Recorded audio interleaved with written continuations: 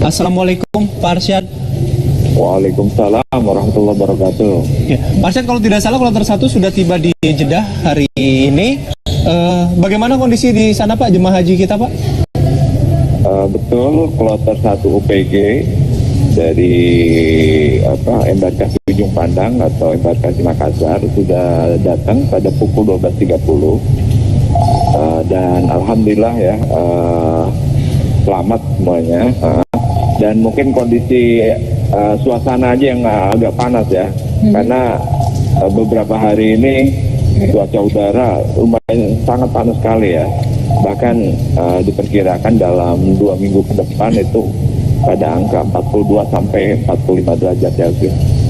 Lalu Anda melihat bagaimana Pak kondisi calon jemaah haji kita menghadapi salah satunya faktor cuaca yang cukup ekstrim berbeda dengan tanah air? Bagaimana persiapan mereka Anda melihatnya? Hal ini sudah banyak disosialisasikan dari Kementerian Kesehatan, mengadakan sosialisasi ke masing-masing embarkasi.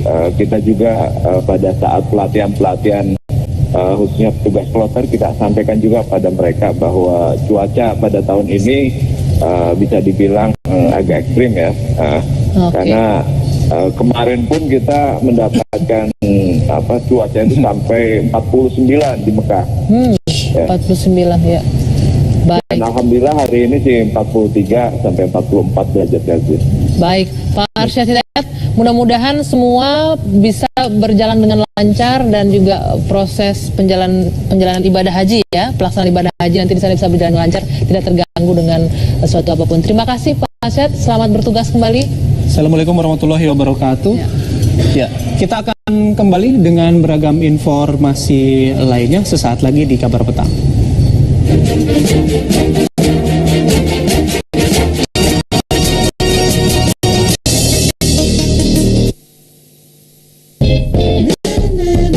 Luwak White Coffee 3 rasa. Luwak White Coffee 3 rasa. Karamel. Pemirsa, malam ini akan kembali digelar penganugerahan Ahmad Bakri Award. Penganugerahan ini diberikan bagi insan yang inspiratif di bidangnya dan mempunyai pengaruh bagi masyarakat. Lalu bagaimana persiapan perhelatan tersebut? Kita akan bergabung dengan Leilani Nadia. Nadia. Baik Bayu dan Anggi, beragam persiapan telah rampung dilaksanakan dan juga sejumlah tamu undangan telah hadir pada acara malam penghargaan Ahmad Bakri ke-13 yang berlokasi di Jakarta Theater. Dan acara ini merupakan acara rutin yang sudah 13 kali diselenggarakan, di mana acara ini diselenggarakan oleh pihak keluarga Bakri melalui Yayasan Ahmad Bakri, dan acara ini selalunya diselenggarakan pada momentum 17 Agustus di setiap tahunnya. Dan di tahun 2015 ini akan ada 6 tokoh yang pada malam ini akan menerima penghargaan Saya Akan Indonesia. Dan untuk tokoh yang kedua ada Ahmad Tohari yang memperkokoh sistem sastra di Indonesia. Dan untuk tokoh ketiga ada Kaharudin Jenot yang melakukan inovasi teknologi di bidang kemaritiman. Dan untuk tokoh yang keempat ada Suryadi Ismaji yang berprestasi dan juga memperkaya khazanah pengetahuan biokimia. Dan untuk tokoh yang kelima ada Tigor Silaban yang menjunjung tinggi profesinya di bidang kesehatan dan juga mengabdi pada masyarakat ataupun warga di wilayah Papua Indonesia. Dan untuk tokoh yang terakhir ada Suharyo Sumowidakdo yang merupakan ilmuwan muda yang berperan aktif dalam eksperimen kerjasama di dunia global. Dan kami sempat menjumpai Ketua Umum Penghargaan Ahmad Bakri ke-13 pada tahun ini, yaitu Anindra Ardiansyah Bakri, yang menjawab persoalan seputar penjurian. Di mana meskipun acara ini memang diselenggarakan oleh pihak dari keluarga Bakri melalui Yayasan Ahmad Bakri, namun untuk persoalan penetapan dan juga pemilihan para penerima penghargaan Ahmad Bakri ini dilakukan secara profesional melalui Dewan Juri yang bekerja secara independen, di mana untuk dari Dewan Juri ini berasal dari lembaga perguruan tinggi negeri di Indonesia dan juga ada lembaga pengkajian serta analisis. Tentunya dengan diselenggarakan acara ini setiap tahunnya, pihak keluarga Bakri melalui Yayasan Ahmad Bakri berharap setiap insan muda di Indonesia tetap berprestasi dan juga berkarya demi kemajuan Indonesia. Kembali ke Anda. Baik, terima kasih Leilani Nadia melaporkan langsung dari Jakarta Theater. Informasi tadi sekaligus menutup perjumpaan kita di Kabar Petang hari ini. Saya Bayu Andrianto. Saya Dwi Anggia, terima kasih atas perhatian dan kebersamaan Anda. Selamat malam. Sampai jumpa. jumpa.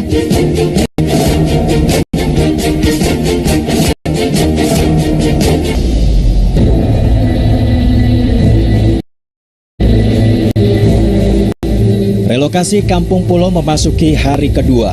Pemerintah Kota Jakarta Timur menambah 8 alat berat untuk mempercepat proses revitalisasi. Sedikitnya 1.000 personel polisi dan 1.300 personel Satpol PP disiapkan untuk meredam potensi kerusuhan hari ini. Tidak hanya itu, pihak Polda Metro Jaya juga menurunkan 100 personel intel untuk mengamankan lokasi. Kegiatan pengamanan dilakukan setelah kemarin sempat terjadi bentrok antara warga dan petugas Satuan Pol PP. Sedikitnya 10 warga dan 2 petugas terluka dalam aksi bentrok tersebut. Puncak bentrok saat beberapa oknum warga membakar salah satu alat berat milik Pemprov Jakarta Timur. Sempat mengamankan sedikitnya 27 orang yang diduga sebagai provokator kerusuhan. Sementara itu, sebagian warga telah menerima kunci Rusunawa Jatinegara. 146 keluarga sudah memindahkan barang dan tinggal di Rusunawa Jatinegara. Pemprov DKI Jakarta menegaskan warga yang direlokasi tidak wajib membayar sewa, namun setiap bulannya dibebankan biaya perawatan sebesar Rp300.000.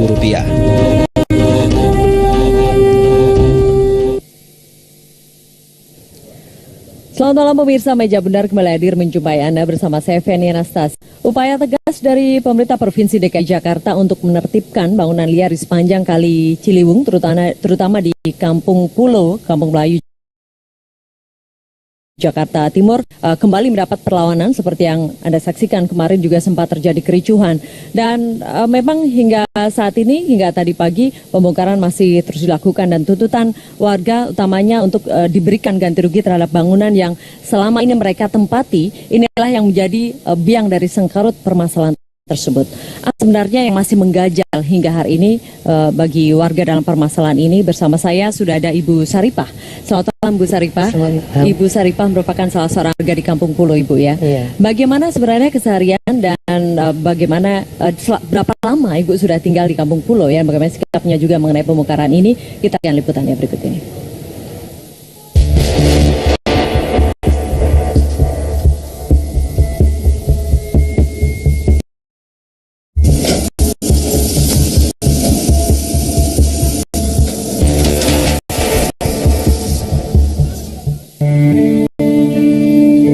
Penggusuran pemukiman Kampung Pulau yang terletak di bantaran Kali Ciliwung menyisakan kisah yang tak mudah terlupakan. Saripah, wanita berusia 55 tahun ini tak menitikkan air mata saat rumah yang ia tempati selama puluhan tahun rata dengan tanah. Saripah memang tinggal di bantaran Sungai Ciliwung. Ia dan ratusan warga lainnya sudah puluhan tahun menempati daerah tersebut. Dia pun kerap membayar PBB atas lahan yang mereka tempati. Namun akhirnya, pagi kemarin ratusan satuan polisi Pamong Praja menggusur pemukiman yang selama puluhan tahun telah ditempati Saripah para tetangganya. Saripah sendiri sudah menerima kunci untuk menempati Rusunawa sebagai penggantian atas rumahnya yang digusur. Namun tetap harus membayar biaya sewa Rp300.000 per bulan. Namun kenangan dan segala bentuk suka dan duka selama menempati bantaran Ciliwung tak bisa begitu saja lekang dari ingatan.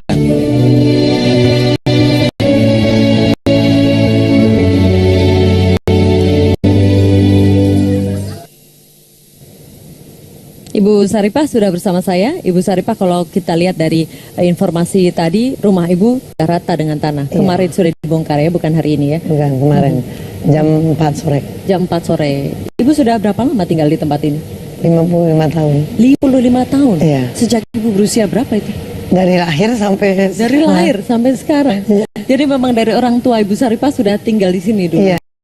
Ya. Pernah ada cerita dari orang tua mungkin dulu awalnya tinggal di tempat ini bagaimana begitu? Ceritanya dulu ibu pernah di bantaran kali.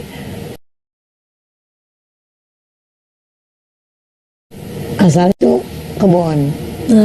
Kebun itu kan sama orang tua dulu dibikin gubuk-gubukan gitu, diuruk. Lama-lama